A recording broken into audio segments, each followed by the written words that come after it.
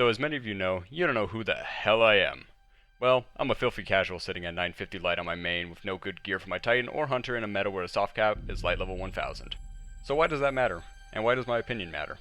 Well, I've been playing Destiny since the day it launched on September 9th, 2014. I remember it well because all my friends were so psyched for it, so after school, we all went and bought it for the Xbox 360.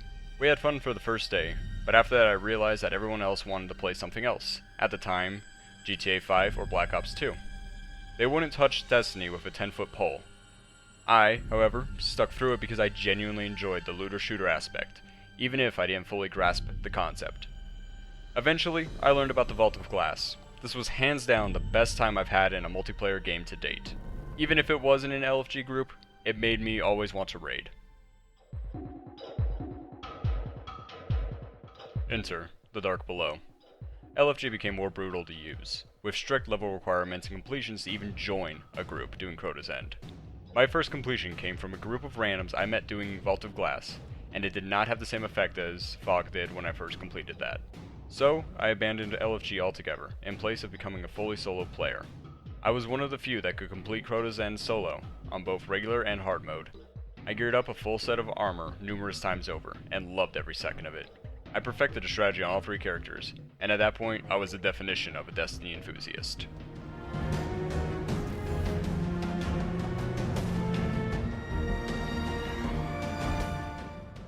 About a month and a half before the release of House of Wolves, another one of my friends decided to get Destiny in its DLC.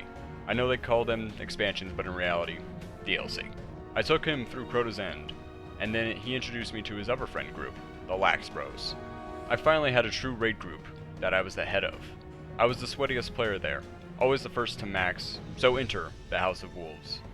I was the first of my group to light 34, first to a full set of 365 weapons, those weapons being Fatebringer, Black Hammer, and of course, Gjallarhorn.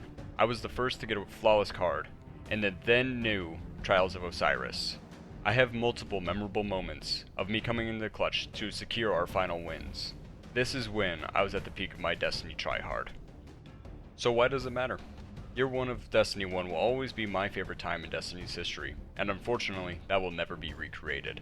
There are numerous reasons, and a lot of them personal, that I will never experience what I did back then. Now here's the catch. I was a junior in high school during this time, with a part-time job. I did this all in my free time. Yes, there were times when I decided Destiny was more important, but the majority was dedicated to school and work. You were able to succeed both solo and only with a couple hours a day. This is no longer the case. Just a quick recap through the next few years. Just a warning, this will very much so be a bullet list. In Taken King, I was less dedicated to it as it was my senior year of high school, but I still found time and had fun with it while doing King's Fall a number of times. In Rise of Iron, I had more time to dedicate to the game, and I hit the cap of 400 relatively early, because I decided to wait to go to college and had a part-time job. Now, Destiny 2 launches. I get to 305 easily, and get bored of token grinding. This is where it all starts going downhill. In Curse of Osiris, I am truly back to a solo experience, which D2 is not meant for. Warmind follows the same story, never hit max light in either. Forsaken, however, reinvigorated my love for the game. I dropped off earlier than I expected, never did the raid, never hit max light. I missed Black Armory entirely, along with Season of the Drifter. I came back near the midpoint of the Season of Opulence, and thoroughly enjoyed it. However, again, did not do the raid, did not hit max light. Then, we hit the Shadowkeep launch, and the Season of Undying. Again, I enjoyed it, but I was solo. I didn't even touch Season of Dawn, despite Saint 14 being one of my favorite lore characters since Destiny 1's launch.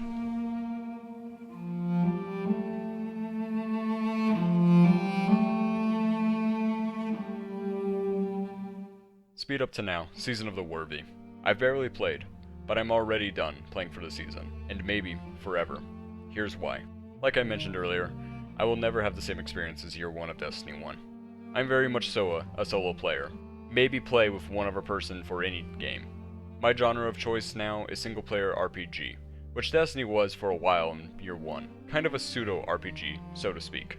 I was able to do virtually everything by myself and succeed. My power fantasy was fulfilled. I even had a backstory for all my characters.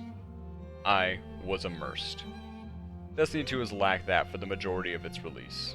In truth, the The immersion is the reason I continued to return to the game. I had names and backstories for all my characters. My warlock, Ulysses, a human male and a scholar from the Ishtar Academy on Venus. He was the Voidwalker. My titan, Jackal 8, an exo harboring his home on Mercury and a defender of the lighthouse, the Sunbreaker. And finally, my hunter, Veronica, an awoken female and the silent assassin during the Dark Ages, the Blade Dancer. I have my own personal fantasy for my characters, but I feel like I just can't flesh them out anymore. The other reason my time is over in Destiny is because nothing is fun solo anymore, nor does it yield the fruit it once did. Yes, I do think the raid should require a fire team. They are designed that way.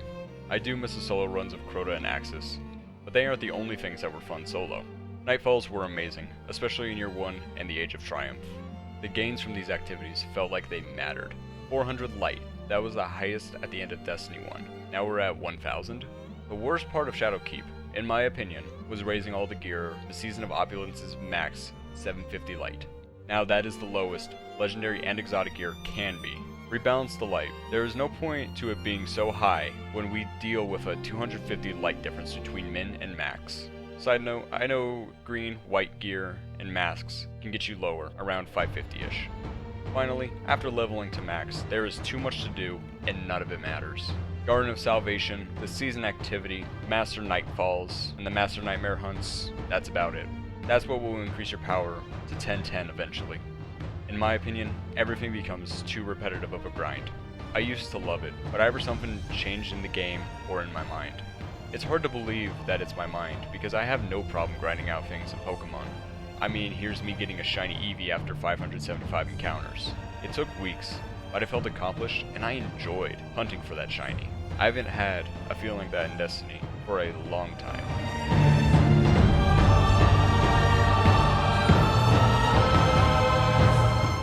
I don't know.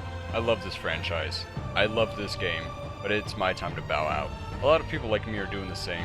I recently saw a video on my feed saying, season of not worth it. And don't take this statement and the story as a way of saying, if you like Destiny, you're wrong. No. Everyone has their likes and their interests. Hell, this was mine for 5.5 years. And to that end, I want to thank Datto especially, for keeping me interested in the game when my friends bailed on it early. This game was the only thing I really played for so long, and I've made friends, some good friends from it. Even if we don't interact anymore, I always remember the good times we had. So thank you again, Datto. And thank you, the viewer, for listening to my story, and I hope my message speaks clear. Just because you've devoted so much time into something, doesn't mean you need to go and keep it forever. Moving on is the path forward, so don't be afraid to let go and start anew. Thank you for watching. I'll see you Starside.